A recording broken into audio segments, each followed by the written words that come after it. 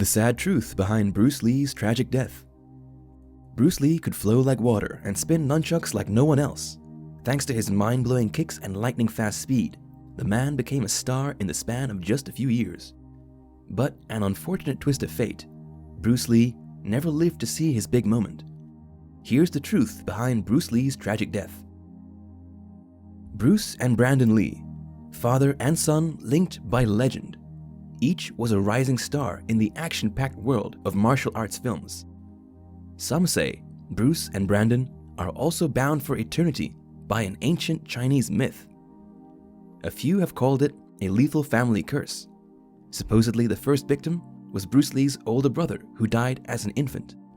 Later, when Bruce's son Brandon met an unexpected death, was it a coincidence, a family curse, or even murders? On May 10, 1973, Lee collapsed during an automated dialogue replacement session for Entering the Dragon at Golden Harvest in Hong Kong. Suffering from seizures and headaches, he was immediately rushed to Hong Kong Baptist Hospital, where doctors diagnosed cerebral edema.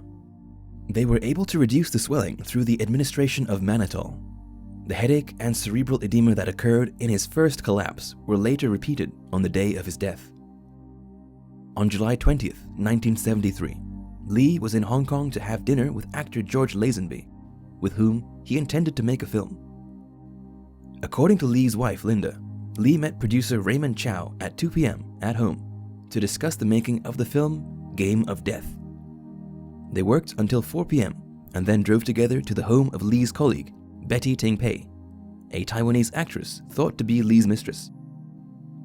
The three went over the script at Ting's home, and then Chow left to attend a dinner meeting. Later, Lee complained of a headache, and Ting gave him the painkiller Equagesic, which contained both aspirin and the tranquilizer Meprobamate.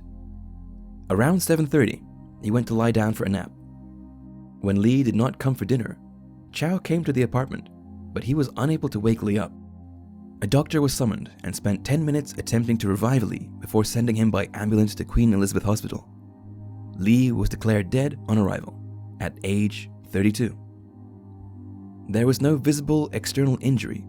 However, according to autopsy reports, Lee's brain had swollen considerably, from 1,400 to 1,575 grams, a 13% increase.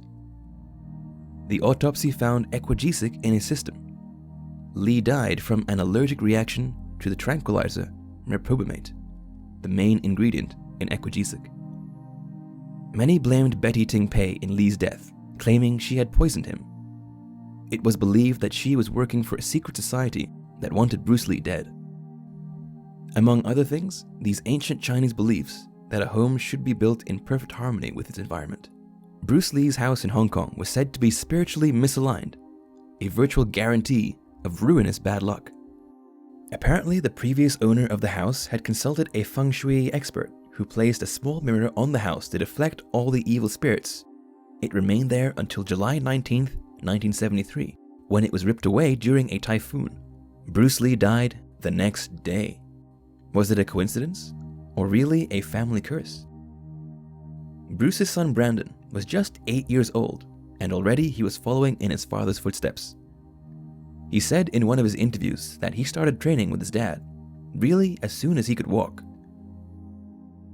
I started training with my dad really as soon as I could walk. I mean, my dad was a really diligent trainer, and he always had people over at the house practicing, friends and students. Like father, like son, Brandon follows Bruce's path to the big screen as a star of martial arts films. Brandon was 28 years old when he was fatally shot during a recording session of his last movie. Brandon Lee's sudden death renewed speculation about a family curse, but can this tragedy really be attributed to supernatural forces? The official investigation revealed the secret behind Brandon's death, deducting that a bullet tip was stuck on a gun's barrel from a previous scene. Later on, the scene when Brandon was murdered, they use an empty bullet. That means that they will use a real bullet without the tip. But unfortunately, the gun they used is the same one having a bullet tip stuck in the barrel. The empty bullet fired, pushing the old tip into Brandon's body. Was this also a family curse? an unfortunate coincidence, or a very organized crime targeting Lee's family? Let us know what you think in the comments, and don't forget to like and subscribe to get the latest interesting stories from us.